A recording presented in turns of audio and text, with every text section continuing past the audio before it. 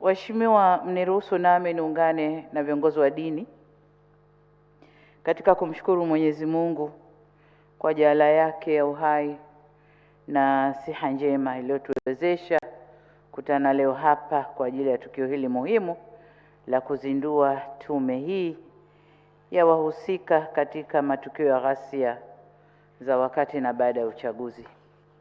Nawashukuru nyote mliohudhuria kwa namna ya kipekee. Nimshukuru mwenyekiti na makamishna wateule wa tume hii kwa kukubali uteuzi na dhamana hii nzito kwa maslahi mapana ya taifa na wananchi wetu. Waheshimiwa viongozi na ndugu wananchi, mtakumbuka kwa tarehe 23 mwezi wa 4 mwaka huu nilipokea ripoti ya Tume ya Rais ya kuchunguza matukio ya ghasia na uvunjifu wa amani yaliyotokea wakati na baada ya uchaguzi wa Oktoba 2025 iliongozwa na Jaji Mkuu mstaafu Mheshimiwa Mohamed Chande Othman, na leo tuko naye hapa na namuona pia Jaji Ibrahim yuko naye pamoja. Wote walikuwa katika tume hiyo.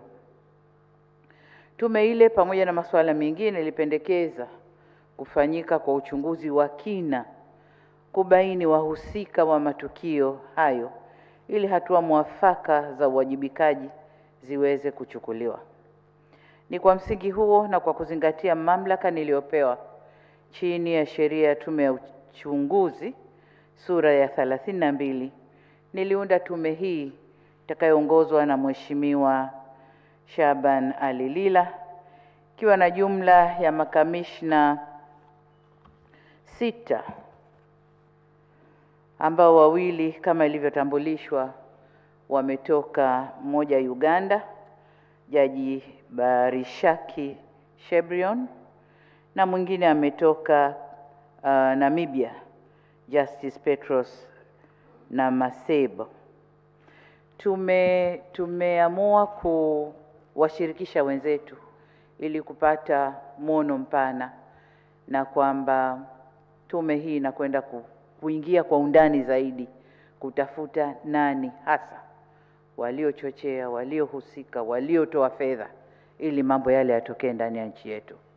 Sasa tumeona tushirikishe wenzetu, mmoja kutoka Afrika Mashariki na mwingine kutoka nchi za SADC, na ndio hawa wawili, na nawashukuru sana maraisi, mzee wetu mzee Museveni wa Uganda, lakini pia dada yangu Nandi Ndaitwah wa Jamhuri ya Namibia kwa kukubali kuleta majaji hawa kuja kusaidiana na majaji wa Tanzania.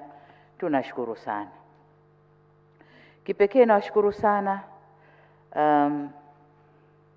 tume hii imepewa hadidu rejea zitakazoongoza katika kutekeleza majukumu yake na itawasilisha ripoti na mapendekezo yake kwa mujibu wa sheria, na ni imani yangu kwamba majaji hawa watakwenda kutumia taaluma, uzoefu na viapo vyao kutekeleza kazi hii kwa weledi, umakini na uadilifu mkubwa. Natambua uzito wa jukumu hili, lakini kwa kuanzia tume imepewa muda wa miezi 5 kutekeleza majukumu yake na kuwasilisha ripoti rasmi. Sasa kama kutakuwa na ombi la kuongezwa muda, tutaangalia baadaye tuongeze muda ili wafanye kazi yao kwa upeo mpana. Na katika hili ni wasihi sana Watanzania wote kutoa ushirikiano unaohitajika na tume katika kutekeleza majukumu yao. Ni wasihi sana Watanzania tuisaidie tume hii iweze kufanya kazi yake na tusiisumbue katika kufanya kazi zake. Waheshimiwa viongozi na ndugu wananchi, mwisho ni washukuru tena mwenyekiti na makamishna wa tume kwa kukubali jukumu hili kubwa na zito. Najua ni jukumu kubwa na zito, na wenyewe wamelikubali kulibeba, na watakia utekelezaji mwema wa majukumu tuliowapa. Na baada ya kusema hayo, sasa nitamke rasmi kwamba Tume ya Rais ya uchunguzi wa wahusika wa ghasia na ukiukwaji wa sheria katika matukio ya ghasia wakati na baada ya uchaguzi mkuu wa Oktoba 2025 sasa imezinduliwa rasmi.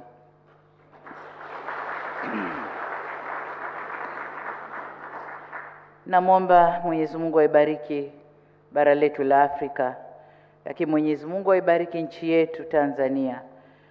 Tume hii nayo ibarikiwe, wajaliwe afya na utulivu ili waweze kufanya kazi zao wao na sekretarieti yake.